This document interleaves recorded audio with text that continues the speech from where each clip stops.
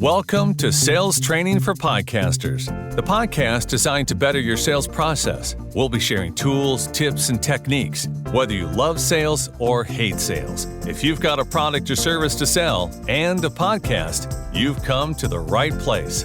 Now, here's your hosts, podcast strategists, Doug Sandler and JJ Flizanes. Welcome to the show, everyone. I'm JJ Flizanes. Hey, I'm Doug Sandler. And today is a very unique episode. It's unique because we are taking a coaching session that happened by accident. I was being interviewed on Jordan Goldrich's show, The Workplace Warrior. Jordan is one of our podcast mastermind clients. He's part of the Ultimate Podcast Mastermind. And as I was listening to the show and getting ready to repurpose it and share it with all of you here on all of the JJ shows, I said to Doug, we could put this on Sales Training for Podcasters also. Yeah. So as I'm listening to the episode and I'm listening to Jordan talk, and Jordan is an executive coach. So he coaches those that are in the really, really high level of the corporate world. And it's such a tight world. You know, people are really, really high strung and they're really wound pretty tight. And I think what really happens in this episode is Jordan shares some things, and you'll hear it as you get, deeper into the episode. Jordan shares some things that I think that he originally felt uncomfortable with sharing. And as I'm listening to how he's doing this, I'm thinking, man, what a cool episode. Not because Jordan is sharing some things that he wouldn't necessarily share to his executive coaching clients, but because you're seeing like the true self come out. And when you start to see that, you start to understand where podcasting is different than any other media, because you actually have an opportunity to be that true, genuine self, sharing your story, sharing your path, sharing warts and all. And it's really interesting what transpires in this interview. And JJ does a great job of not only walking Jordan through a number of the steps that he needs to continue on in order to be the true, authentic self that he is, but then she actually comes back and she makes the points about why it's important to do this. So I love the episode. I thought it was great. I thought Jordan was at his finest. I didn't see anything wrong with it. I don't see anything unprofessional about it. I saw true authenticity coming out, and I thought it was just great. You did a great job, JJ, also. Thanks, honey. We're sharing with all of you because what happened. So for those of you in my mastermind or those of you in the Inner Circle membership, and of course, everybody else who's just listening to the show, you've heard me talk about The Big Leap by Gay Hendricks. And we work with upper limiting and with The Big Leap in all of the masterminds, including the podcast mastermind, as well as the Inner Circle mastermind, the Emerging Business Builders mastermind. I work with it all over the place because, again, I feel like it's such a great addition to law of attraction and everything else that I'm teaching to help people understand when they want more than they have and why they can't get it or sustain it. And when I was listening to Jordan's show, so we did this recording and then we had a weekend sales training and marketing workshop that Jordan attended. And he made the announcement during that workshop that he was not going to publish the show. And about 4 days before that workshop, he emailed Doug and I and he said, "Am I upper limiting if I don't publish the show?" And I said, "Of course you are." And then Doug said, "Yes, don't worry about it, Jordan, just publish the show." And so Doug and I listened to the episode yesterday on the way back from our new home. Can't wait to tell you all about that and the manifestation power about that. Mm-hmm. And so we're listening to it. And your response, Doug, was that Jordan was concerned he didn't sound sure of himself, or that he maybe thought he came off unprofessional or a little too vulnerable. And I know as I'm listening to it, because I'm vulnerable all the time, I'm thinking, what's the problem? What did you think, Doug? No, I thought exactly as you were saying, what's the problem with that? I think for me, the podcasting world is really an opportunity for you to share who you really are. I mean, your community, we're sharing this on Sales Training for Podcasters because we're sharing with you what we think is essential components and characteristics of a successful person in the podcasting space when it comes to capitalizing on who you are as it relates to selling the services that you have. And why would you ever hide behind your product or service when that is not actually what people are buying? No matter what you are selling through podcasting, you realize that you're taking your podcast community on a journey along with you.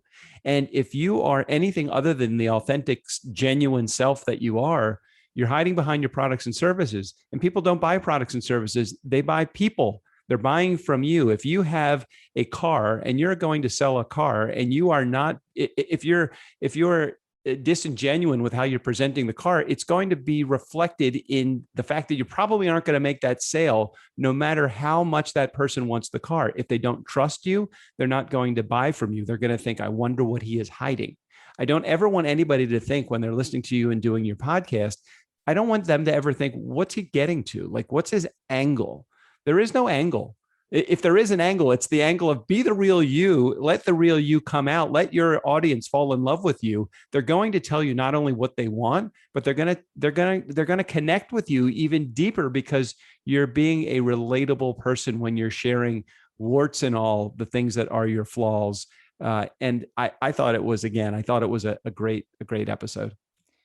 And I'm sharing it on all of my shows because again, it's you guys get to have the bird's eye view of an upper limiting coaching conversation. Jordan didn't mean to go down the path of asking me this question necessarily. He wanted to, and I didn't force it upon him. But I wanted to tell you the story. And I thank you, Jordan, for allowing me to take this episode and share it with my community, because we all have a perception of what our vulnerable levels are. And my guess is a lot of you out there, you're going to listen to this and think, I didn't hear where he was vulnerable. I didn't hear where there was a problem. But each person would have that same experience because whatever it is for you, other people may not perceive it as being as big or as scary or as hairy of a big deal as you do. And so I wanted to share this episode for that reason, to sort of sit back and really get to see someone who's getting ready to upper limit themselves, who, by the way, had the courage to move through that. And because of that, I want to ask you all to do a few things. If you already listened to the Workplace Warrior, I want you to let Jordan know that you heard the show. And I want you to either congratulate him for having the courage or tell him you heard it. And if you enjoyed it, that you enjoyed it. If you don't listen to Workplace Warrior, one of the things that Doug and I have been coaching him on in terms of being sort of him and stepping into a new sort of brand, one of the titles that came to me months ago that I haven't really pushed him on is the Misunderstood Bully. And when we had a recent mastermind, we asked the rest of the group to vote who liked Workplace Warrior and who liked the Misunderstood Bully. And all hands went up for the Misunderstood Bully. Now, that doesn't mean he's going to change the name of his show. He just might add a second show. But if that resonates with you, if you feel a strong pull when I say that, I would love and appreciate, especially those of you in my community, reach out to Jordan and tell him you're looking forward to the Misunderstood Bully, or you need that because your husband is, or your son is, or you are, or your wife is, or your mother is, or your father is. And it's a frustrating thing to be. So because the power of the community is not unlike anything else out there. And when we can get ourselves reflected back to ourselves from our communities saying, hey, I love that idea and I want what that's going to be about because I need that too. That could not only help us, but that could help him. So if you're interested in Jordan, he's a wonderful man. You can go listen to the Workplace Warrior. If that doesn't resonate with you, Workplace Warrior, for my community, but you might be interested in the Misunderstood Bully, I would love you to reach out to Jordan and tell him that. So whether it be through workplacewarrior.com or on Facebook, or I think he's on Instagram, you could message him in any way. You can send me the message and I'll forward it to Jordan. Okay. To make it easier. But I want to say thank you, Jordan, for allowing us to take this episode and use it as a teaching episode for everybody, not only on all of my shows, but on Sales Training for Podcasters as well. And as Doug said earlier and in the car last night when we were listening to it, he was like, that was great. And I want more of that kind of Jordan. Well, I listened to the show and I think, it's not that I'm not attracted to the information that Jordan presents to his audience, but I certainly can relate to somebody that is a lot more open and authentic, as opposed to someone that it keeps everything close to the vest and follows a process that's very textbook. Textbook is unrelatable to me, but I can see somebody having some uncomfortableness, if that's a word, somebody being uncomfortable with something that they're saying. He even gets in a point in the interview where he says, I'm not sure I'm going to air this. And I need a moment to what did he say? I need to pause, or I need a moment to think. I don't remember. Do you remember exactly what he said, JJ? He needed to stop. He didn't even ask me to stop. He just collected himself. Exactly. I think he even said that I just need a moment to collect myself, not because he was overly emotional, but because he really needed to think through it. And I think so many times, I mean, that's like the perfect example. Too often we are in our head and thinking through everything. And I would say, what's the expression sometimes is be sure that brain is engaged before putting mouth in gear. And I would argue that point in the podcasting realm. If you speak, not necessarily from your head, but from your heart, your community will connect with you even deeper and more often. So you're going to enjoy this episode. I know you will. And that applies also, everybody, to every business, by the way. So yes, podcasting and every other business. Lead with your heart. Enjoy today's episode. Welcome to the Workplace Warrior Podcast. Today we have a powerful conversation about some things, really two things that impact all people and certainly impact leaders, executives, and successful people. And those are your upper limit, which keeps you from reaching and staying in your zone of genius. Our guest is JJ Flizanes, who happens to be my coach, along with her partner, Doug Sandler. And that's in a program called the Ultimate Podcast Mastermind, which, by the way, I highly recommend. JJ is one of the most direct people I've ever met. She's probably one of the few people who is as direct or perhaps even more direct than I am. And as you probably know, if you've been listening, my specialty is working with strong leaders who sometimes get identified as abrasive. And I was certainly one of those. Most strong leaders like to know what they're talking about and dislike sounding unsure of themselves in front of other people. And for some crazy reason, I made the decision to ask JJ to coach me on my upper limit and zone of genius during our conversation. And trust me, it was not my original intention. This part of the conversation starts somewhere about 30 minutes in. I'm not sure exactly where it is because I recorded this introduction afterwards. And I think you'll really want to listen to the first part because JJ makes some very powerful and important points. So as you will hear, I tell her at one point that I'm not sure I'm going to air this episode. And at another point, I say, stop, I need to collect myself. And while I'm comfortable being transparent and vulnerable in personal conversations, and certainly in coaching conversations, I think one of the reasons that I'm an effective coach is I'm willing to share, what's happened to me and some of the stuff I've been through. This is the first time I've ever considered being vulnerable on a broadcast, and to say nothing of my own podcast. So ultimately, Doug and JJ and several other people convinced me that I'll be serving other leaders who, like myself, can be very direct and perhaps be experienced as abrasive if I decide to take this risk. And I decided to take it. So I certainly invite you to let me know your thoughts and reactions after you listen. A bit more about JJ. JJ calls herself an empowerment strategist. She's the host of several podcasts, including Spirit, Purpose, and Energy, which is a People's Choice Awards nominee. And she is the director of Invisible Fitness, a best-selling author of Fit to Love, How to Get Physically, Emotionally, and Spiritually Fit to Attract the Love of Your Life, and the Invisible Fitness Formula, 5 Secrets to Release Weight and End Body Shame.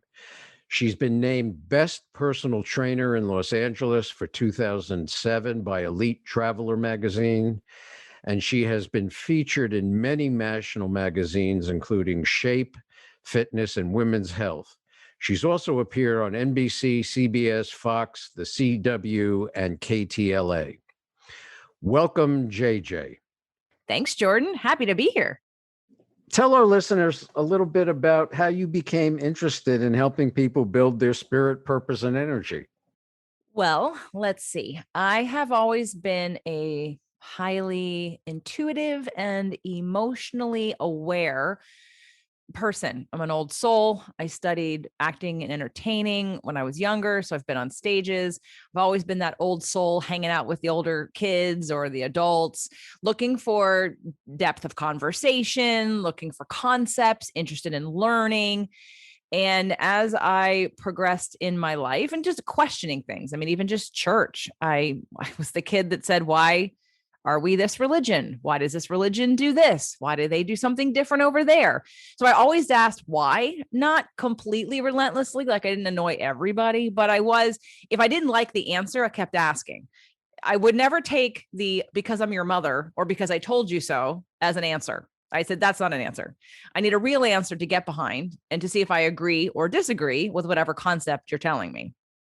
So over time, I've just been interested in how the human experience works and how do we tick? What do we think about? What do we focus on? Why are we here? Just all the questions that you could possibly ask yourself. I've asked myself and searched answers to answer them until I felt complete. Not that the learning is never over, but I've gotten to the place where all of my major questions got answered. And I had a understanding of what I thought life and soul and spirit and God, creator source, and our time on the planet while we're here in this physical form in this lifetime. When I got all the answers that I wanted, it helps to backtrack and understand for me how to be happy, how to get what you want, how to attract better things in your life, how to have a better experience while you're here. So it really becomes the overarching life question of why are we here and how do we enjoy our time while we're here? So that's really the nuts and bolts of it. Yeah. So I am curious, with as direct as you are and as my coach, one of the things I've experienced with you is, as I said, you're extremely direct. And it feels really good to me because that's how my family was. One of the stories I tell in my book, pardon my listeners for having to hear this again, is how I'm 12 years old and I'm sitting at the kitchen table and I decide to express a political opinion. And my uncle, the psychiatrist, looks at me and goes, "Jordan, you're a moron." And I didn't for one second think that Seymour thought I was a moron. That was just my family's way of having said, you haven't thought this through. So I'm just curious, both in terms of your professional work and your coaching work, how do people take your very direct personality? Well, I have raving, committed fans, and I've got people who don't like me at all.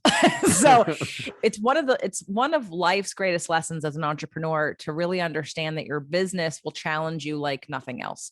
It will ask you to grow in ways you're not ready for. And if you have resilience and a deep enough passion and a commitment to what you're doing in the world, you learn those lessons. And one of the things about being a speaker or a podcaster or a presenter or a public figure in any way is that you're going to get people who hate you. And what you need to know, which I'm sure you teach your people too, is that it's not about you. None of what anyone else's opinion is of me is actually about me. Now, that doesn't mean that I'm not direct. I'm direct. But when I know that I got a negative review of someone who's listened to my show and I've never met them, I've never had a conversation with them, I don't know them personally, what I know is that I have said something so laser specific that has tickled a wound that you have, that has upset you so deeply. I actually like that because I'm a catalyst. I have people who will tell me they started listening to my show and they'll immediately say, oh, no, I can't listen to this. I did not attract this. I did not ask for this. And then they'll get curious and then they'll start listening. And then they'll binge listen and they'll get over it and they'll really take the lessons and they'll empower their lives and they'll see things change and they'll tell me, yeah, I couldn't take you at first because you were a little too direct for me. But that's, we share a lot of Sagittarius planets, you and I, as well as some East Coast blood. And if people know me and when I'm on stage or when I'm in person or on video, most of the time I think energetically you can feel me. You can feel my heart. So I'm not doing it to be right. I'm doing it because I don't care. Me being right doesn't help you unless you do something about it. Right. So it's really about lasering in on, let's just get on with it already. Like enough story, enough excuses, enough blocks. we're here for a limited time, and I'm not trying to be scarcity minded here. Just like, really, like, would you wake up one day and say, I have the power to create my own reality? How am I doing? And if you're not doing what you want to be doing, well, that's nobody else's fault, because you're the creator of your own reality. So at this point, you have a choice every day, and there's no right way and there's no wrong way, and no one's bad or good or to blame. But it's that understanding that, why waste time? I agree. And I'm curious if you've worked with senior executives in corporations as well as some of the individuals that you've worked with. So I did a lot of corporate work a couple of years ago, or it's a couple of years ago. Life goes on and you think it's a couple of years, and it's actually been like 15 years. So 15 years ago, I did a lot of corporate work with a company that was mostly predominantly men. And what was really fun about that was, besides the fact that I'll never do it again for those individual people because they were exhausting, but I really could connect with, and again, they appreciated my directness. They appreciated not beating around the bush. They appreciated me making a joke about the difference between men and women, and really seeing men in a different way. So, I come from a background, and I come from a point of view that masculine and feminine is in all of us. And there's a reason why we have these different hormones and these different pathways in our brain and our different ways of being. It's all part of evolution, and it's very necessary. And what we've come to in our society, I believe, is too much of a neutralizing of both of that. And I know you do agree with that, because you want to talk about the feminizing of leadership. And I was totally on board with that, because I agree with you. We have to not villainize the masculine, but we also have to not be afraid of the feminine power that's within all of us. So when I'm a very adaptable trainer, and I'm a very adaptable coach. I say things to you, Jordan, because you can handle it. And because I know some of the people you've trained with in the past, I know some of the things that you've done. I understand sort of the, get to it, get on with it kind of attitude. And so I'm not going to give you fluff. But for someone else who comes to the table who might need more of that, I've gone from teaching power of positive thinking to a company, to Verizon, and teaching them how to see possibility and how to have more compassion. But I've also lit the fire under the butts of Southern California Edison and all of those, outdoor workers, those men who don't take care of themselves, then get upset when they have to be on disability because something bad happened to their health. Sure. So it's about the flexibility, the vulnerability, the authenticity, and then know your audience. Yeah. And the reason I want you on the show is because I think that people who are extremely direct are really important for leadership these days. We live in crazy times, complex times. You need people who don't get tired, who see the goal, and they keep pushing. And the leadership conversation, to me, I see it as poles of hard power, soft power. You could also call it feminine, masculine. And I completely agree with you. I love what you said about it's in all of us and we need both. The whole concept of feminizing leadership really came about around perceiving that it was a observation about what's going on in the leadership literature, which was really, really emphasizing soft power and de-emphasizing hard power. And by the way, I should mention it, I was planning on doing a workshop on feminizing leadership. And one of my mentors said to me, don't do it because you're a 68-year-old man and you're going to get shot down. And he also said that feminizing leadership in our culture today, while you don't mean it that way, Jordan, it could be taken as a put down of leadership, as feminizing leadership. So we live in very interesting times where you really can't talk about a whole lot of stuff without being extremely, extremely careful. Well, I disagree with him completely because I think it's needed. I think that, and I'll do it with you, Jordan, or I'll do it instead of you. I'm about to move into, because I agree with you, because women, okay, here's the bottom line, right? We have our first, and I'm sure you've talked about this on your show. We have that first stage kind of man that was spine, but no heart, the Archie Bunker, right? The no heart, no conscious, just power.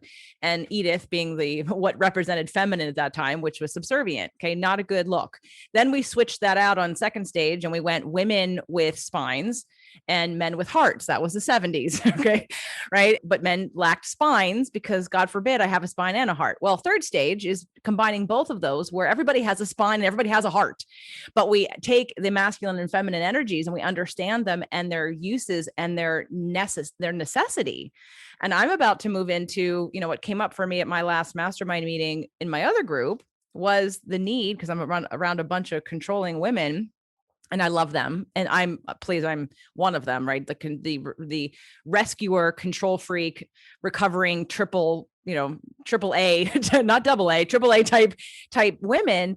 But I'm about ready to move into sacred feminine work. Sacred feminine work is diving deep into the abyss of the power of the woman that most Western women have shame about. And I think when a woman understands her power and a man respects her power and isn't afraid of it, and vice versa, when a woman can respect and respond to a man's power, because I'll tell you, a woman can respond to it when you need to protect her or when you need to go out and hunt the deer so that you can, make dinner tonight. Those things are revered. It's when women are afraid of men because the power gets misused and there's a lack of trust and a lack of safety. So we have all this convoluted crap that's been going on in masculine and feminine for a long time. And so everyone's walking on eggshells. And what happens is men lose their purpose and women seem to want to control men so they feel safe. And those two things are never going to work for anybody long term. We are lacking heart and spine with full-on masculinity and honoring masculine without women being threatened, and with women being able to blossom and step into their full power without men being afraid of that and trying to repress that also. Yeah.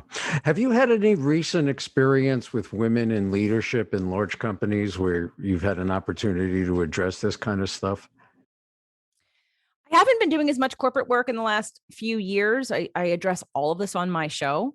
So I think for a lot of the strong women that I attract that are part of my groups that come to my events, I think they resonate with that. I have a very high regard for masculine energy that's, again, emotionally intelligent, that's conscious, that's heart-centered and heart-opened, and that isn't a power, someone trying to get power or take power from somebody, from a abundance of power, not a scarcity, not a one-upping, not a control, not a power struggle between sexes or between people. So I think that's why I attract the women that I attract to me, who listen to me on the show. And I have men, they very quietly, like when Doug came on the scene, they were like, "Oh, Doug." They started writing to me on the podcast because they heard Doug. And while they may or may not love Doug, because again, Doug kind of straddles that line of he's very open-hearted and he's much more in that feminine sometimes, even though he can be that masculine, but that isn't him. And that's never been him. And that's part of who he is as an entertainer and a performer and a personality and a trainer. So I think I attract the women that recognize that they have power they're not using, but don't want to blame everybody else for it. Yeah. Interesting. Just so that everybody who's listening knows, Doug is Doug Sandler, and he has a company called Turnkey Podcast. And I originally met Doug through another program I was in on how to do podcasts, and decided to work with Doug. And Doug and JJ worked together on the Ultimate Podcast Mastermind and monetizing your podcast, etc. And so it's very interesting to have the two of them coaching me, because JJ's telling me what to do, and Doug is, I think, actually, the two of you just remind me of my family. It's really an interesting conversation, but very, very powerful stuff. And I highly recommend them. Tell people a little bit about that program and also your other program. So we started the Ultimate Podcast Mastermind because, quite honestly, Jordan, I kept seeing people like you. And I didn't know you at the time, but I had heard your name and I had done your voiceover for your show. That's right. Right.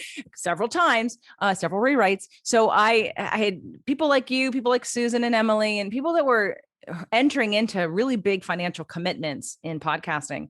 And again, let me repeat this, I never thought I'd be a podcast coach. Okay. Ever. Was never an intention. I was a podcaster, but time and time again, being with other podcasters, being with people who wanted to podcast and listening to results, and then knowing what I was experiencing, I was watching people who wanted what I had already achieved go to someone who hadn't achieved it and hope that they could help them achieve it. And I was in the sidelines going, I could help her. I can help her. Like, that person hasn't done what she wants to do. I have what you want. I can help you. And so it literally became out of necessity. Finally, I couldn't stand it any longer. I'm like, let me help you. Because this is a journey and it's different than regular marketing. It's different than advertising. Podcasting is a unique, wonderful opportunity to make a real heartfelt connection with somebody. It's intimate, it's vulnerable, and people can smell BS from a mile away. You have 10 seconds to connect with them or you don't. And you cannot pick your audience. You cannot decide to run an ad to get podcasts, to get the exact right people in your audience. It doesn't work like that. And when, again, my business has been exploding for years in a good way and going more and more. And as I'm on this journey, I know I can help others. And that's how it happened. Again, Doug fought me every step of the way. He didn't want to do it because he didn't want to do it. And he'd seen what other people had done and said, I don't want to do that. And I said, but we have to, because people are struggling and they start a podcast and then they don't make any money and then they quit because they don't know how to make any money. And that doesn't have to be that way. Yeah. So what's the secret? Well, there isn't a secret. I mean, it's about like, there's not one big secret. What are the secrets? Well, the secret is, first of all, do a show you want to listen to. Yeah. Number one. Number two, be authentic, be real, and be yourself. Like, one of our podcast members has sort of been on hiatus health-wise, and she just literally returned today. And we talked about like what she's going to do when she picks up her show again. And I said, I want you to take a week and listen to, I sent her a bunch of my shows. I said, I want you to like, to find that cross section of your journey and what helps you, and then sharing that with others. Yes. Because the people who are going to be attracted to you are the ones that are going to be kind of like you, or they're going to want what you have, or they're going to want something similar, or they've experienced the same things you've experienced. And so they want you to lead them down the path that you've already gone down. And I think too many times we approach podcasting from this, oh, I'm going to go in, we hear about certain people's successes and we think, I'm going to go make a lot of money real quick. I'm going to be the next big sensation. And it's about the staying power. I don't want to work with any more beginners, not because beginners are bad, but I want someone who's committed to podcasting, committed to a message, who enjoys this process, enjoys having conversations, sharing wisdom, getting excited, helping people. That's who I want to work with, because if you are committed to a bigger message and a bigger journey, the money will come. I promise you, we'll find a way to make money. Doug is about to find out how to make money on his Mustang show, which he did as a complete like, hey, I love my Mustang. I'm going to have a Mustang show. And all of a sudden, with his first call to action, which has taken 18 months, by the way, Jordan, 18 months, he finally put out a call to action. All of a sudden, like 100, 200 people joining his Facebook group. They all want to talk. They all want to be together. And he's having all this amazing engagement. But it's taken him this long because he doesn't need to make any money from it. But it's like, how do I do this? I love the show. I love the subject. The people are cool. This is really fun. Now, how do I make money? And when you follow that in a strategic way. So here's the next step. It's about strategy in everything you do, in podcasting, in marketing, in coaching, in healing, in stretching yourself and finding what your zone of genius is. Does this light me up? What could you do all day long, every day, not get tired, and never need to get paid for it in a perfect world? And mine, of course, is teaching and helping and sharing and healing and helping people stretch and see their lives in a bigger way, in a better way, in whatever floats your boat. I mean, not that everybody needs to be, having the same goals, of course, but so I think when we look at what's the secret of podcasting, it's the same thing that's the secret of life. If you're having a good time and you're doing what you love, you'll figure it out if you're paying attention. And if you use a little strategy, ask for help when you need it, know that you're on a growth path always. And what you don't know, what you don't know. So find someone to mentor or someone to be a mentor to you, and then get involved and, enjoy the ride. Well, great. I want to take a very brief break. But when we come back, I want to ask you about zone of genius and a few other issues like that, because those have been really powerful for me.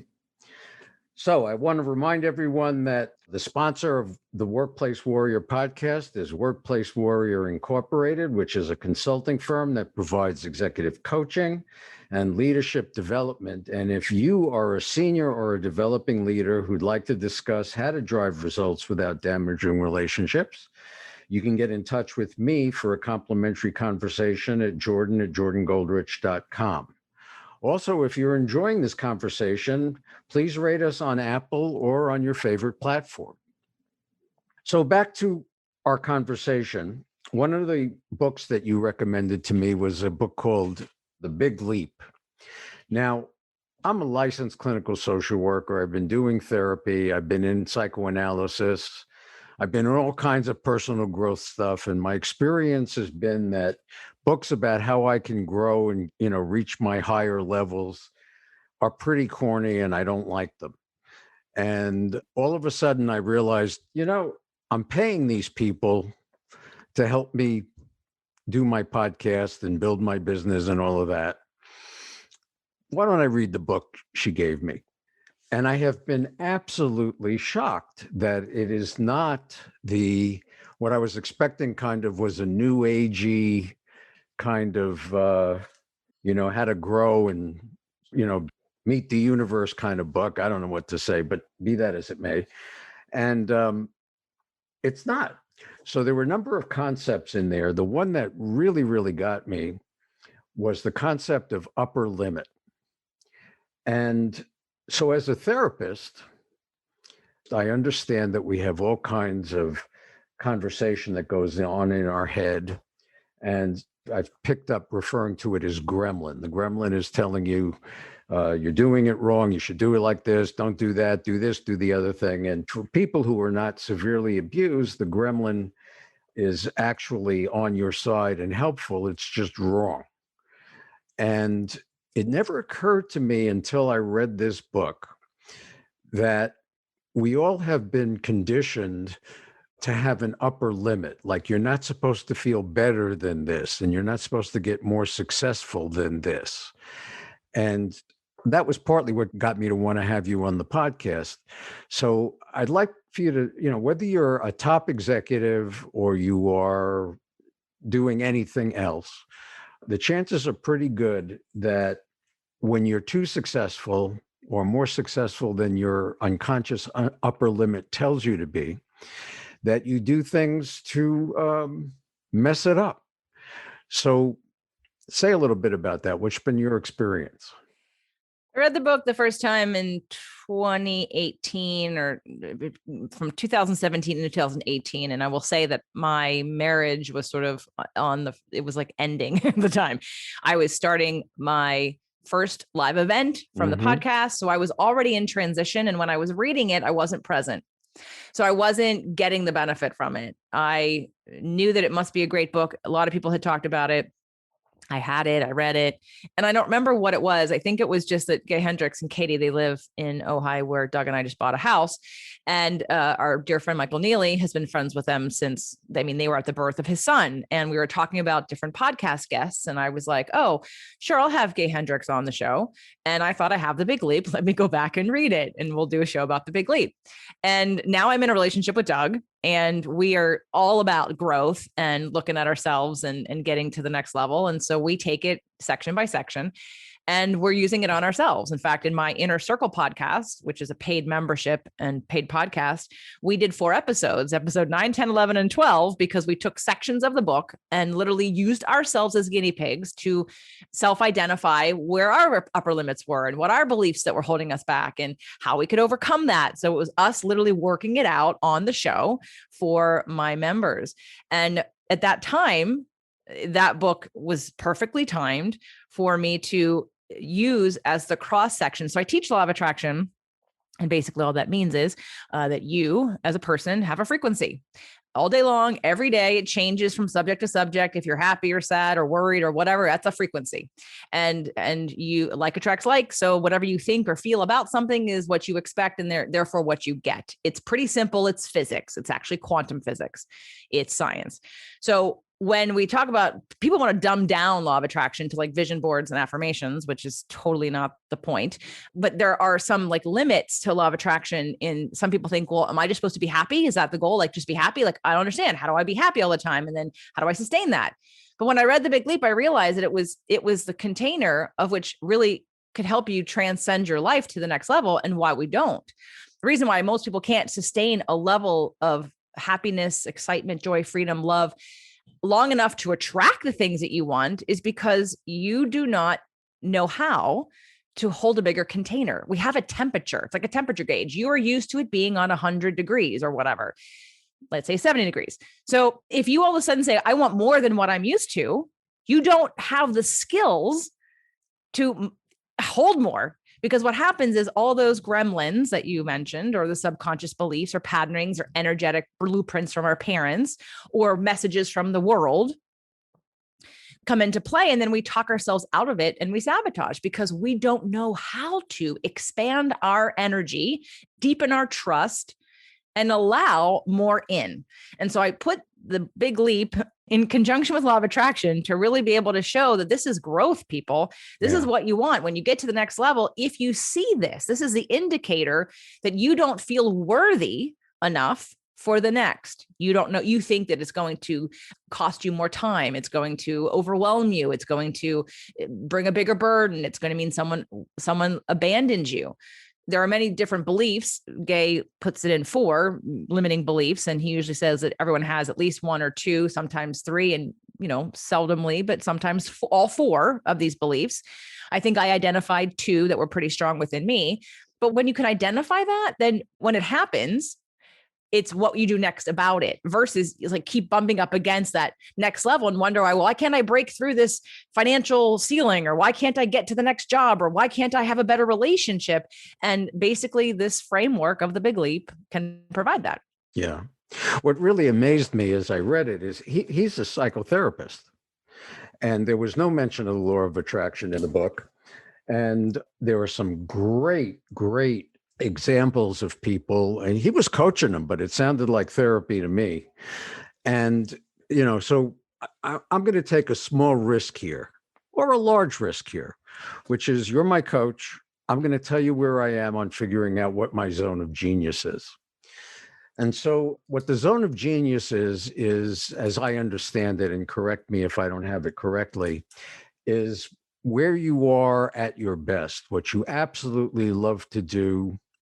And I don't think you have to be better than anyone else at, but you are really among the top in the world at doing.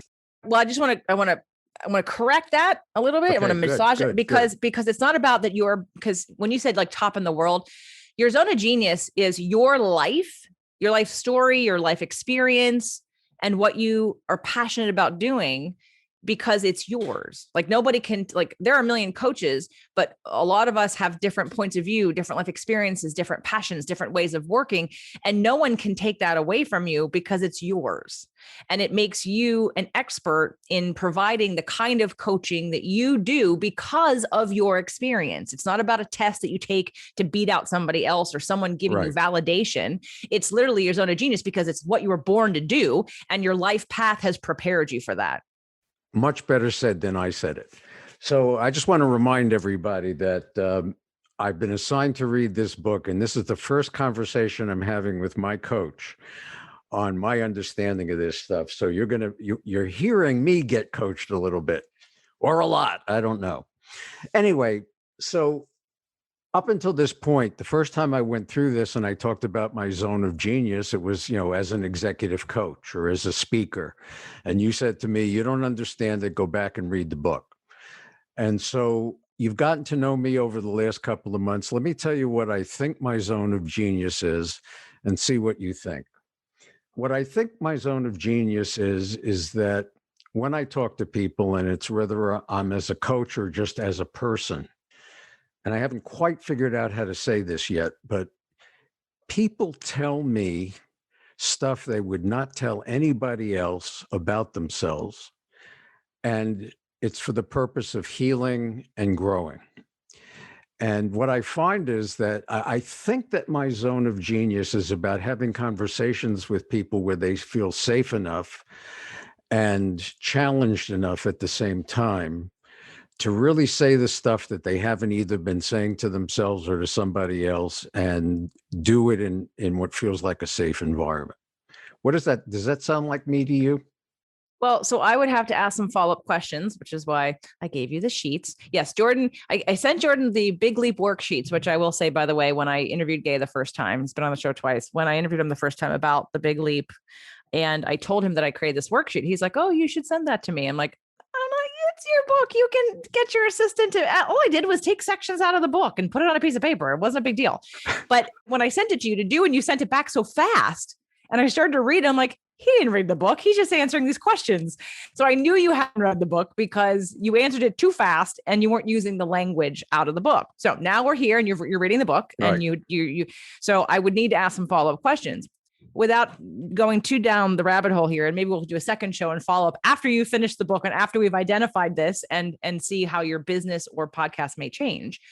I have a very strong suspicion that something, again, this is the intuitive part of me. This is how I saw you light up when you talked about the masculine stuff. It's why you're doing a show about workplace warrior. There's you want to defend and make right and honor masculine energy. And I think I know that your other coach said, don't do that because you're too old and you're going to get a shitstorm basically. Okay, fine.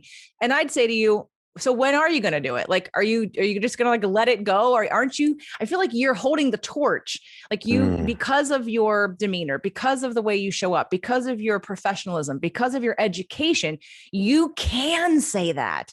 And I think it can be said in such an eloquent way that isn't offensive. And so what if it's controversial? People need to hear, men need to hear, women need to heal. Everybody needs to heal. Okay. We got too much crap going on, and somebody needs to hold the light at the end of the tunnel saying, here, follow me. We don't have to do it the way we did it before, but the way that we're going isn't helping us as men, as leaders, as powerful people really live in our brilliance and live in our zone of genius and honor that within each other. So I think that when you mentioned that the first time, I was so excited. I thought that was the best thing. And then when you shrunk in about it, and I understand why, but that's where the upper limit comes in of being worried, of saying, is it going to cause me pain? Is it going to get me a bad reputation? I'll just stay safe in my little box. And I can't answer that for you, whether or not the call to do that is greater than when I step into sacred feminine. I mean, I don't even know what's going to happen, but I fear in one way that some people will reject it because it's weird and it's scary. And I also know that some people will embrace it and want more. So my experience of you so far, Jordan, is that I think that there is a place for that conversation or something that really lights you up. Yes, you are good at listening and at providing feedback and reflecting back and having a gentle spirit, yet being intelligent and direct with love. But I'd love to see whatever gets you up in the middle of the night. What legacy do you want to leave? What's the biggest message that you have for your life that you've learned, that if you had to boil it down to one thing, what would you tell people? This is what you need to understand. I actually, let me tell you what comes up for that. What comes up for that is that it's important to cultivate compassion for people that your brain is telling you don't deserve it. Perfect. Great. And then the reasons why, and then all the tools that you have to teach people how to do that. Right. So that is more where I am than I'm really about, I just got ticked off about the way men are being talked about. Not that they don't deserve it. Not that some do, but not everybody. Well, but there definitely has been, I grew up in a Jewish family in New York, and I had family who were, my great grandparents were killed in the Holocaust or before the Holocaust. And I also grew up in a city housing project, which was highly diverse, I guess would be the term that you would use these days. And so there's a big part of me that really believes that the system controls a lot of stuff. And then on the other hand, there's a big part of me that believes exactly what you say. You're in control. It's not what other people do. And I have both of those messages in my head. And so what do you think about that? I think you need to meditate. And I think you have to, if you don't feel like you're an intuitive person, I think you need to exercise a greater depth of intuition and trust. And here's what I'll tell you, be super uncomfortably honest with yourself. Well, I'm being super uncomfortably honest here. Okay. All right. Well, then So- we're really close. And between you and me, I haven't 100% decided whether this is actually going to get aired. So I have to listen to it afterwards. Oh, no. Don't be upper limiting now. I bet you this episode will endear people to you in a way that haven't yet because of the vulnerability that you're putting out there. I have bared my soul on my show, and I have people who've been listening for 6 years. They are avid fans and they're part of my soul spiritual family. I mean, it is a close-knit group of people. I've literally created my own economy with my show because of the way I show up. And again, I'm not for everybody, just like you're not for everybody. But you know what? You and I are the right people for the right people. And it's to each his own. We are going to share messages with the people who need to hear what we have to say. And the ones that don't will move on. I hear you. I challenge you to show up in a vulnerable way on your show as a workplace warrior, to show your heart and to let this episode air freely so people hear this, because isn't it what you do in coaching? Isn't this what you help other people do in ways, right? Like you're taking them through a process, which is helping them be honest, learn how to have compassion for themselves, to create space and accountability to take action to the next thing. We're just doing what you do for others. We're just doing it for you right now. This is true. This is true. And that is one of the advantages. It is one of the advantages. By the way, I think great. I gotta collect myself. No, you don't. Just be wild. Let loose, Jordan. When in life are you gonna just let loose? Just be free. Feel free. Yeah. Okay, let's go back. Where was I? So, yeah, this is not an easy thing for me. And I do it really, really well on an individual basis. Talk about my own vulnerability. But with all the people who are talking about cancel culture this year, these days, it's pretty scary stuff. Like I said, when we use outside circumstances to dictate how we show up, we will always be a victim to circumstances. Yes. And if your life is calling you to break free of other people's beliefs, other people's ideas, other people's opinions, this would be the time to be the bravest warrior of all and say, I'm just going to shine my light and be who I am, trusting that the right people will show up and things will unfold the way that it needs to. That in itself, that trust is one of the scariest things most people have a hard time with, because you've been conditioned to do it a certain way, or the heritage, the parenting, the religion, the politics, whatever. We look outside of ourselves all the time to be guided. And I'm going to tell you right now, and I'm sure you know this inside of you, whether you know it intellectually or not, the only guidance you need is your connection to whatever source or God or whatever spirit or universe or the clouds or the sun. I don't care. Whatever. That is your only guidance that you need to be who you are, you incarnated in this lifetime for a reason. And let's get on with it already. And again, it's a process. I break through upper limits all the time, but I have them is the point, right? Yes. I have them, that every new level presents a new level, and I'm afraid of my own power. If you think me being direct or me being like this is like the end game, it's not. This is just what I'm comfortable with. Like with the next level gets even more uncomfortable. And the upper limit belief would be that my love language is quality time. So I have learned how to behave in ways to keep people close to me. I stayed in a marriage the right a perfect amount of time, but I took too much responsibility to change that relationship or to try to fix myself, to try to come up with solutions. But I gave myself more responsibility than I needed to. And I upper limited in the way of thinking. But if I used to say to myself, I knew it, I only grow as far as I know he'll accept. The minute Doug and I got together, my wings got to spread. I got to feel what it was like to open to and he encourages it beyond anyone in my life has ever encouraged it. Yeah. And it's only because of that permission and that support that I've allowed myself to venture into this. And I know that you have that support, and I hope we're that support for you to say whatever it is that your deepest calling, we support it. Well, I appreciate that, and very, very powerful. I love what you're saying. I think it's really, really critical for whether you're an executive, a male executive, a female executive, or whatever it is that you're doing. It's really, really critical to get in touch with your own spirit, with your own, what Simon Sinek calls your why, and to develop the ability and the strength and the courage to live with it. So thank you. That's what I'm here to do. It's my zone of genius. Be here to inspire empowerment in others and empowerment within you, not in relationship to anyone except you. Sounds good. As we wind down, are there any final thoughts you would have for our listeners? Well, depending on who's listening, and if you're still listening to me at this point,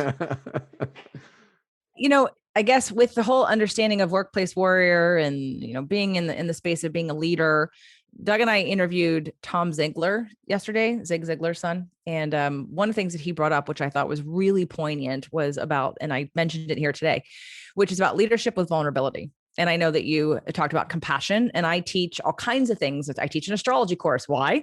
Because it's a way for people to be compassionate to others and why they act the way they do and why they're different than you and all the different ways that they show up. So all the tools I teach are all about also self-compassion and compassion for others.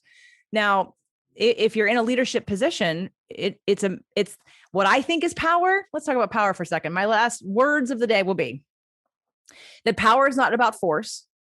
Power is about alignment and energy that's based in heart, authenticity, and the greatest pure, again, love, white light, whatever you want to call it, like just like why you're here. Like if you felt like an angel or a powerful being, or if you were a superhero, it's that like greatest good energy.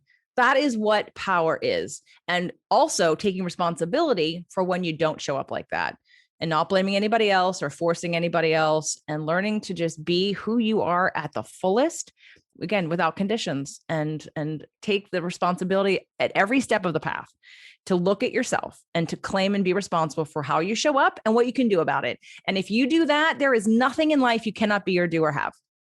Great. So if people wanted to have more communication with you or wanted to experience your coaching or your teaching, how could they do that? Well, if you're still sort of checking me out and you think, I don't know about this chick, you can just go. I have many podcasts, literally many podcasts. So you can go to jjflazanes.com/podcast. And I'm giving that to you because spirit, purpose, and energy may not be the right show for you. Maybe Fit to Love is, or nutrition and alternative medicine, or health and wealth. Some of them have the same content, but it's the entry point that I'm interested in, what you're attracted to. I also have a show called Women, Men, and Relationships. If you're a podcaster, Doug and I have sales training for podcasters. And we do get a little personal. And we definitely talk about upper limits because, again, how you show up in business and how you attract higher end clients and how you attract greater sales is about expanding who you are and allowing in more. You can't ask for $1 million if you've never done it before and if you don't feel like you're worthy of it. So jjflazanes.com/podcast is the way, or you can just type in my name in wherever you get podcasts, and all my shows will come. But if you're really seriously moved, like you're like, okay, I need some help right now, I do have a 2-session starter pack. You can go to jjflazanes.com/work-with-JJ. And that would be a place it's just 2 sessions. So there's like an assessment consultation and then all the things you need to do. And then we follow up and see if you did them. And if you didn't, why, and what your next steps would be. So again, that's just for any of you that feel really compelled to get some help, personal help right now, jjflazanes.com/work-with-JJ. Otherwise, please check out my podcast. You listen to this podcast with Jordan, so you like podcasts. So see what looks interesting to you. And I'd love to have you in the community. Well, JJ, I thank you for coming on. I really appreciate it. And I have really appreciated it, although I have admitted that being coached by you is definitely a challenge. And I recommend you to everyone. So thank you. Well, hold on. You just said being coached by me is a challenge, and then you recommend. That didn't sound like, can we put a sentence in between there? It's great to be challenged. Oh. If you want to grow, you got to be challenged. So you enjoy the challenge? Oh, yeah. I mean, there are times it makes me really, really uncomfortable. But that's, that's what a warrior does. A warrior goes where it's uncomfortable. And you can't accomplish anything unless you're willing to be uncomfortable. True words. Yes. So let me just remind everyone that the Workplace Warrior podcast is sponsored by Workplace Warrior Incorporated. And if you are an executive or a leader who wants to learn more about driving results without damaging relationships, you can connect with me directly at jordan@jordangoldrich.com. And again, please rate us on Apple or your favorite platform. You're invited to join us every week for a challenging conversation, perhaps not as challenging as this one was. And it's about driving results without damaging relationships. So thank you, and until next week. Thanks for listening to Sales Training for Podcasters. To get additional information and to access more amazing content that will boost your sales game, visit salestrainingforpodcasters.com. Hey, do us a favor. Rate and review our show on Apple Podcasts or wherever you get your podcasts. Again, thanks for listening.